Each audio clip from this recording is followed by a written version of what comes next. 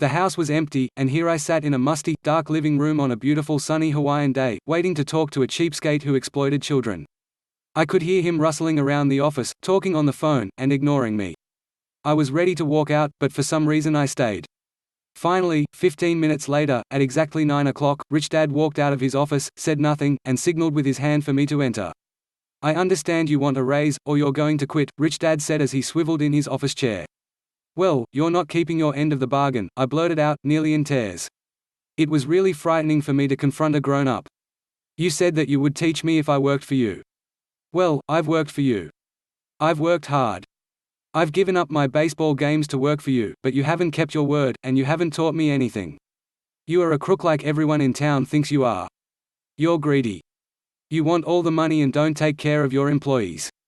You made me wait and don't show me any respect. I'm only a little boy, but I deserve to be treated better." Rich Dad rocked back in his swivel chair, hands up to his chin, and stared at me. "Not bad," he said. "In less than a month, you sound like most of my employees." "What?" I asked. Not understanding what he was saying, I continued with my grievance. "I thought you were going to keep your end of the bargain and teach me. Instead you want to torture me? That's cruel. That's really cruel." "I am teaching you," Rich Dad said quietly. "What have you taught me?" "Nothing," I said angrily. "You haven't even talked to me once since I agreed to work for peanuts. 10 cents an hour. Ha. I should notify the government about you. We have child labor laws, you know. My dad works for the government, you know." "Wow," said Rich Dad. "Now you sound just like most of the people who used to work for me, people I've either fired or who have quit. So what do you have to say?" I demanded, feeling pretty brave for a little kid. "You lied to me. I've worked for you, and you have not kept your word. You haven't taught me anything." "How do you know that I've not taught you anything?" asked Rich Dad calmly. "Well, you've never talked to me. I've worked for 3 weeks and you have not taught me anything," I said with a pout.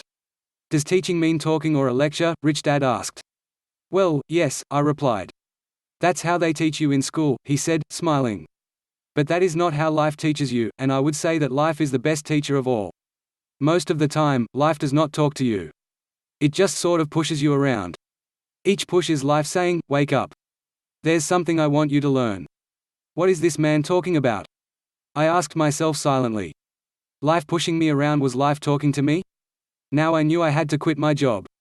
I was talking to someone who needed to be locked up. If you learn life's lessons, you will do well. If not, life will just continue to push you around. People do two things. Some just let life push them around. Others get angry and push back. But they push back against their boss, or their job, or their husband or wife. They do not know it's life that's pushing. I had no idea what he was talking about. Life pushes all of us around. Some people give up and others fight. A few learn the lesson and move on. They welcome life pushing them around. To these few people, it means they need and want to learn something. They learn and move on. Most quit, and a few like you fight. Rich Dad stood and shut the creaky old wooden window that needed repair. If you learn this lesson, you will grow into a wise, wealthy, and happy young man. If you don't, you will spend your life blaming a job, low pay, or your boss for your problems. You'll live life always hoping for that big break that will solve all your money problems. Rich Dad looked over at me to see if I was still listening. His eyes met mine. We stared at each other, communicating through our eyes. Finally, I looked away once I had absorbed his message. I knew he was right. I was blaming him, and I did ask to learn. I was fighting. Rich Dad continued, or if you're the kind of person who has no guts, you just give up every time life pushes you. If you're that kind of person, you'll live all your life playing it safe, doing the right things, saving yourself for some event that never happens. Then you die a boring old man. You'll have lots of friends who really like you because you were such a nice hard-working guy. But the truth is that you let life push you into submission. Deep down you were terrified of taking risks.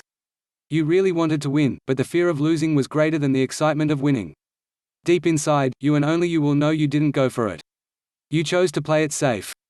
This video is presented to you by Iqbal Sajid. Subscribe to get the next lesson from the book Rich Dad Poor Dad.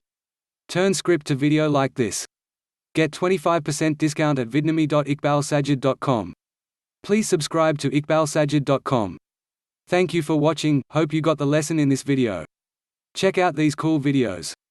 Subscribe to the channel #TalaPlays to get gameplays of your favorite game. Have a nice day.